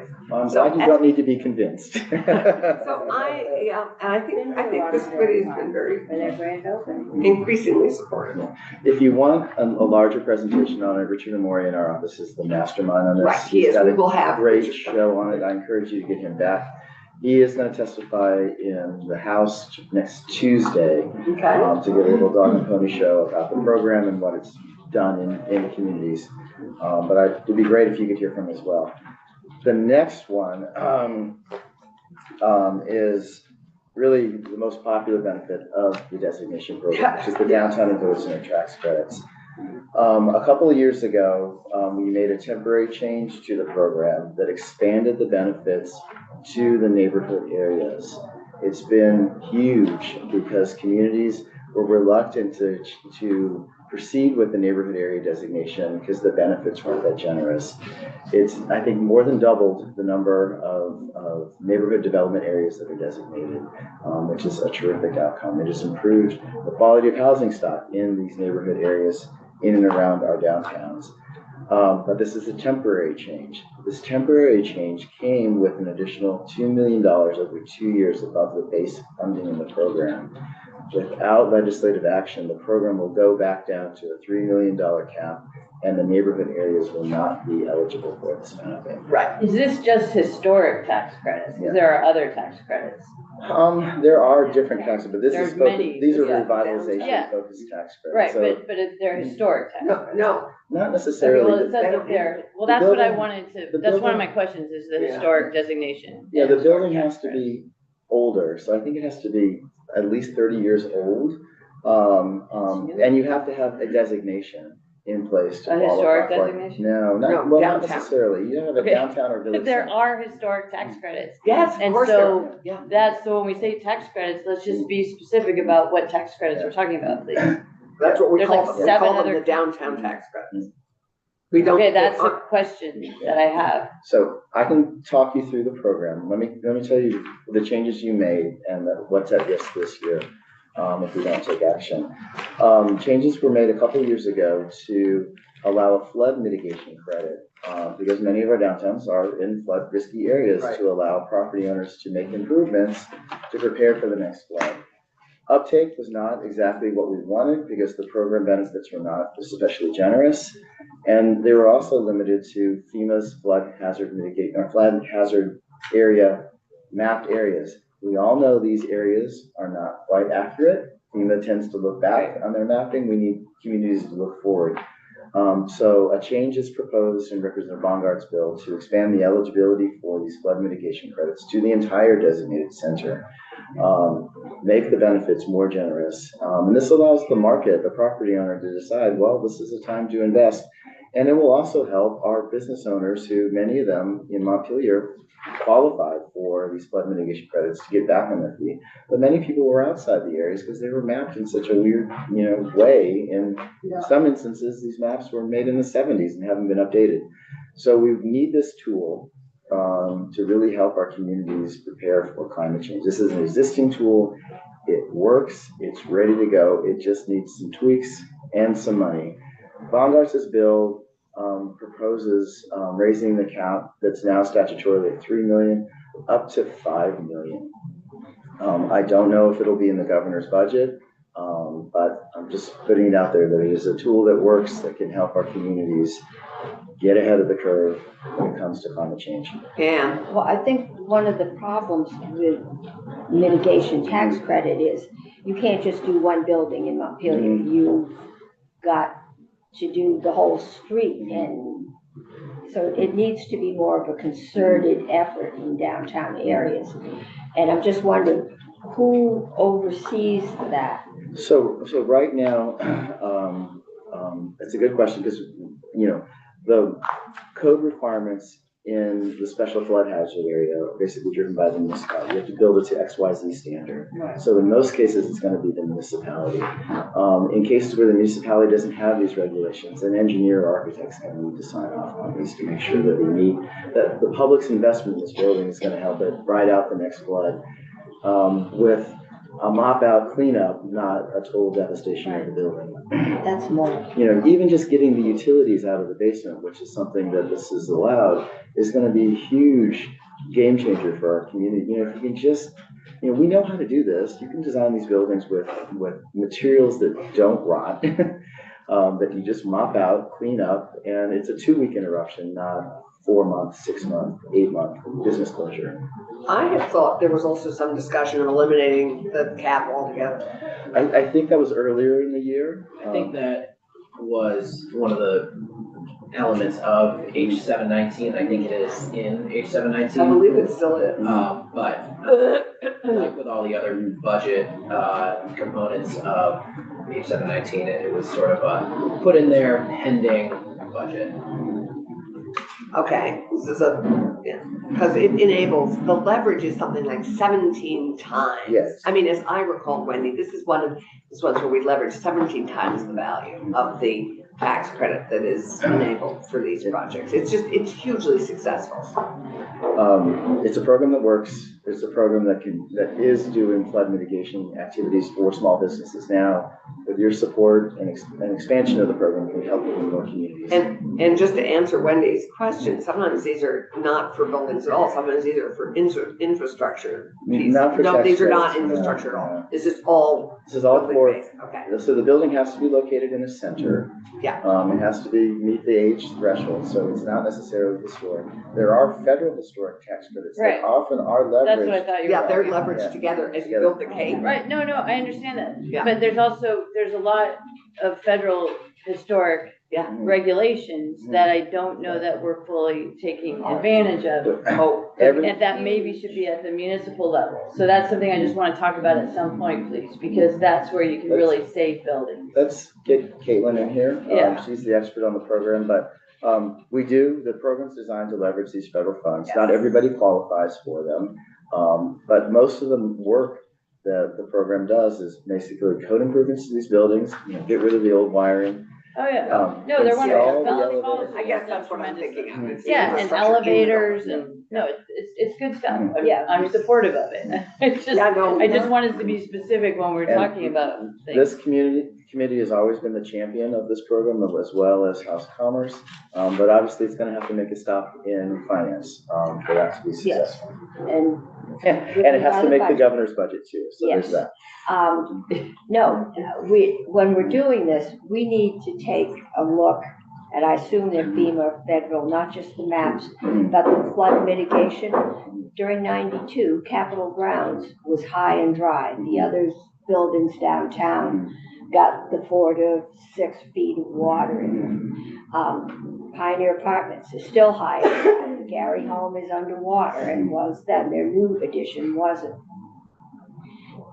So I have a feeling that as they're doing the river maps, what qualify to get your, this time it didn't work as well, having built to the flood code standard as it did. Yeah, Yeah, we don't know what the future's gonna bring. we could have a drought for the next 10 years. Well, the river corridors are Yeah, good maps. Those are better yeah. maps. Did you Well, talk, I mean, that's another thing to we're talk Down there about. now This is- finished. This is a complicated conversation Yeah. about river corridors and all the different maps, but Yeah, we should have a longer conversation Yeah. about them, but Let's find. But the intent is we have a tool, communities really need this, we need this incentive to help communities bounce back and prepare for the future, so when a flood hits. You need it for both, Yeah. which is why there should be. Okay, why don't you finish, because We're at the end. That's it. well, can we just talk about what we're gonna talk about next with them? I'd like to have them finish their They- presentation. They are done. The last thing, So they're worth more. regarding Senator Ron Pinstall's request, we will get you updated language. We hope to have it today, but I do want to run it by Representative Bongartz to make sure that This is the language that's already in H 683. 683. Right. Okay, great. But Monday, Tuesday for sure, we can send you over a much more polished bill for your consideration. Great. Keisha's got a question. I don't want to jump in line before Senator Harrison, but I don't know where we are in the process. You are also the team that I look to for any progress we might make this year on land banks, and if you think that's of any value in addition to designation areas. We have a placeholder because we heard in the aftermath of the flood that it would be good for towns to designate where they might put emergency housing, FEMA trailers, or, permanently or temporarily move people. But I'd like to know that. DHCD I think land banks is a great strategy and something that we as a department looked at several years ago. It was more complicated than we thought to implement. It affects, I think, like 5 or 6 different titles where changes are needed. It's absolutely something that I think we would like to look into, but I do think it would take a step back for us to get it right. If you want us to explore, I think it's like a summer study. Well, we've something talked like about that. Yeah. So we've talked about it maybe being a task force. Okay. Yeah, Wendy. Okay, thanks. So I just want to make sure you guys are now done. That's all. The floor is open back to you. Thank you for your time and. Oh, the are extra you time. kidding? Yeah. Thank you for this exciting work. Wendy, go for it. Thank you. And I think all this looks great. Thank I just have some questions, and we can talk about those questions at another time. Okay. And I expect to have other questions once I read it. But I guess to Senator Brock's question about the outreach, if it's possible to just say how many towns you touched, not There's now, over 120. towns. Yes. Yeah. Oh, good. Yeah, yeah. So they did that, that. it had to be smaller towns. Oh, With that absolutely, number. That was in one of their slides. I didn't see the number of towns. Yeah. But, okay, good, that's cool. So the things I want to talk about at some future time, historic designation, Mhm. because that's just a very specific thing. And the way Vermont has done it is with the downtown designations, which does a lot of what historic designation can do, but I think it's not as good as it could There's be. separate, there's the National Register, which is a federal program. No, it's not for National Register, it's the local designation, but you and I can Okay. also talk, but I just want to talk to the You have committee to get because. a downtown historic district, and for anyone, and we had one specific person that wanted this, was redeveloping an old Victorian house into a Yes. B&B. The tax credits, and they're federal tax credits, not ours, that went with it were substantial. Yes, there's tax credits, and then there's also the preservation of the property. And Yes. that, the last I knew, that was only available to municipalities. So I just want to talk to y'all about that, Okay. and then to the group. Let's have And then, breakfast or lunch sometime. perfect. I never But have. for the historic designation of a property that is not part of a downtown area, although that has federal involvement, it also has a state involvement as a historic site on the historic property, but there are no tax benefits and there's no money involved. You Right, don't have to there's raise your no house. money involved with, federal, just being on the register. That's, something that gets you, recognition. You get a plaque. Right, right. But the authority of historic preservation, as it was, 2 or 3 years ago when I was working on it, is there's more authority granted to municipalities, and Vermont has chosen to do that on a state level. So this That's is right. the time to talk about that. So let's have, But, so that's one thing. and And I'm gonna then bring our state historic preservation officer. Laura. Yeah, Laura. Perfect, Yeah. perfect. They And used to then, spend hours in here years ago in historic preservation. yeah, and I'm not All the suggesting that we time. spend hours now, but I just, please wanted to talk about Yes. that. And then the RPC, we're actually expanding their authority, which I think is a good thing. I think it's great that they want to take that on. I think so too. With But it's more More than just capacity. mapping, it's their authority is expanding, which Yes. will make them, honestly, I think more vital and help the towns participate more in the regional, commissions, because that doesn't always happen. So I think that's a really good thing, and I want to just talk more about that, or understand it more. Like the 8-year cycle, can they only do updates in No, they 8 can Yeah, years? you can do more it quicker. frequently. Okay, That's the good. maximum. and there's a 4-year check-in or something. There's a That's for our designation program, not for regional plans. And then the mapping, that's not just, I just want to acknowledge, that's not just a technical thing, make maps. That's a political thing. Yeah. Because when you start drawing lines, that changes the value of people's property. Oh, yeah. So yes, we want it to happen as quickly as possible, but we It's also want gonna it to take happen some, as well as possible. Absolutely. And just not have unreasonable expectations and not push things on folks. Just give everyone time to absorb and understand what's happening, because that changes the value of people's property. So. Yes, But so that's- does a vibrant downtown for many no, of these. No, I'm not saying this isn't a good thing. This is a great process, Yeah. and I love that we're coordinating with all of our different, I just wanna just put a dose of reality. Yes. Oh, absolutely. That's why I think this mapping process is gonna take a while. Right, and it's And not, right, the question I think we need to be asking Catherine and Charlie, the planners, is what additional tools they need to actually make that happen in that thoughtful, inclusive way. right, but we need to be part of that at some level, just because it is, In each it of will our, be controversial. Yes, I mean, I can think of a place locally where the landowners had been paying taxes on the highest and best use of that property, and then it got zoned, so it couldn't be developed. Yeah. I told her to get a good lawyer, because she's been paying taxes on, she should get a return of those taxes. When we did the environmental no-cut regulations, Peach and Pond, people there that own land there, the value of that land went down if they couldn't cut the trees so they could see the lake. Yeah. And we do affect people's property values, and we need to be cognizant of that.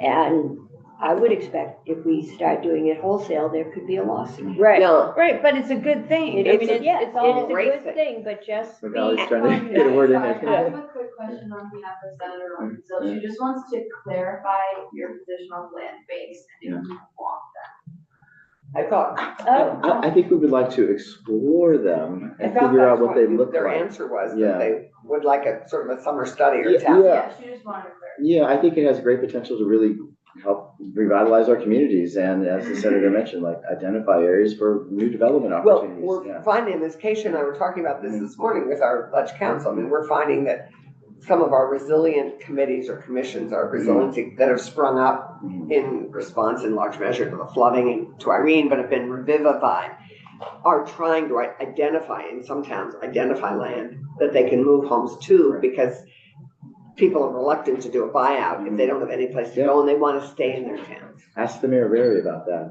Yeah, Mayor Yes. Jake. Yes. And that you're more constrained. You have very constrained land opportunities in the little bowl of Barry. Maine has done some really interesting work. I think Michigan has done some interesting work. So there's some good models out there. It's just, We need time to study them, is what you're saying. yes. Okay. And there are examples of municipalities, I think of St. Albans City, that is actively acquiring properties, doing private Ooh, public they partnerships. are, that's. It may not be like, might not be considered quite the same thing as banking land that would be harder to develop because it's vacant or blighted or has Oh, asbestos. how forward thinking of some. Or dirty dirt are those things, but, so there is some existing enabling authority. Yeah, I just don't mostly have at the no local sense level. of how widespread it is Yeah. statewide though. That's great. Well, we'd love to hear that. So I think at this point, we have identified what additionally, if anybody else, we're waiting for language from you. Keisha, anything else before we bid them adieu? No? Okay. We bid Thank you, you thank you, thank you. adieu, and we thank you so much. This is Hey, exciting and Let me just look Keisha. at my list. I mean, these are a lot of things I've talked to the commissioner about. Did he have to go? Must have missed that. Yes. You know that I still hope we can do something to articulate what a transit corridor is and designate it for development. We talked about that with the planners who agreed. The planners that we met with felt strongly that that would also, we can't keep drawing circles. We need to draw rectangles as well. I think that's the only thing that would relate to designation, besides the question of when we withhold benefits to communities that seem to be constructing their development patterns in an environmentally just way, in a way that concentrates the development and still leaves wealthy areas untouched.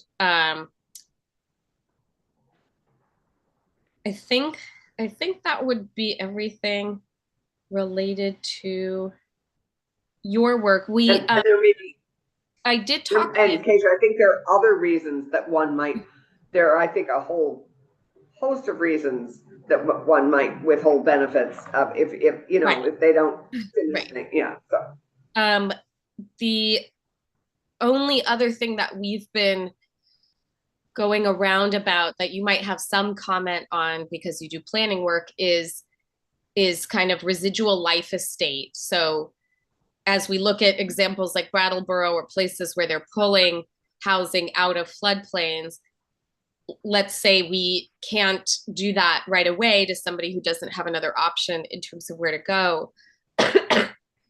Do we have a history of creating pathways to give that person life tenancy and then, condemn the property beyond that and sort of take that area out of development? there are other, Yeah. Yeah. Not something to consider. we're looking at that. We're, John, our ledge council, is exploring what we've done in the past with Champion Lands, and there are other, as Ann has pointed out, the Cape Cod and Nantucket, all the, and Massachusetts have looked at that in terms of their shore. They were all second homes primarily. They weren't primary residences. It's a lot easier to say you can use your second home than it is to say you're not going to have your primary home to leave your kids. Right. One thing that wasn't in our presentation that I will email. The addendum. Well, that's coming. We'd like to come back if you're interested in that. Yeah, more we about the are. climate strategies. Jacob did an amazing job putting together these graphics that show how the RPC report, the designation study, and the Act 250. Oh, look at that, it's right There's a there. party, how they all line up. I want to step on Senator Bray's jurisdiction. We all are kind of working in the same spirit. I need one for Magali. But the language is not necessarily the same, but this lines up the different reports, and tries to put them on one page. I will email you a copy of this so you can have it in your committee. Look, there are my picture. This is actually, This is good. this is great So- because we now have all three reports represented in this committee. We have them all on our website. We have the mapping, the state designation now. We have the Act 250 with the NRB, and we have the regional land use with Charlie and Catherine's presentation. So I we wish are beginning to the end of it. understand. But we also have gotten proposals about resilience areas and disaster recovery TIFs. And so if it's up to us to figure out how that folds in with the rest of this work, we could do that. But that seems to be layered on top of all of this as well. And it's going to start to get confusing. It already is very confusing. We're gonna have to prioritize that together. A lot. And The last point, resilience districts is coming from the administration as well, to my knowledge, that those overlap with where we might have disaster recovery TIFs. And that's an A&R proposal, Keisha? I Is wish that Al was A&R? in the room because I thought it was ACCD. That's coming from Joan Goldstein, but the resilience Oh, zone, right, yes. What right. is it, resilience, say again? It's Joan, what Joan proposed What the was other the day. name of it? DREA TIFs, Disaster Recovery Investment Area, I think. Right, which is Giving up money from the not more, fund. yeah. So it's, yeah. With an 18%. So Keisha, anything else? Because No, just highlighting how much work we have cut out for us, and we love spreadsheets, but they seem to continue to be incomplete, and this mapping is going to be highly consequential. yes, oh my gosh, is it ever? And I hope it's just, we can pass the framework that sets the ball in motion, and some of these ancillary benefits or additional work or studies, there should be opportunity, and we hope bandwidth, you know. This is just the beginning, but it gives us a framework to launch. So I think this is good. So thank you, everybody, but do take a deep breath because we now have to figure out how we're going to incorporate all this in our bill. Let us know. how we can Keisha, help. thank you. Are we done? I think we are now Because we're done, unless anyone from the audience is wanting to add anything. Anybody? No, actually. Anyway, thank you, everybody. I think we can go offline.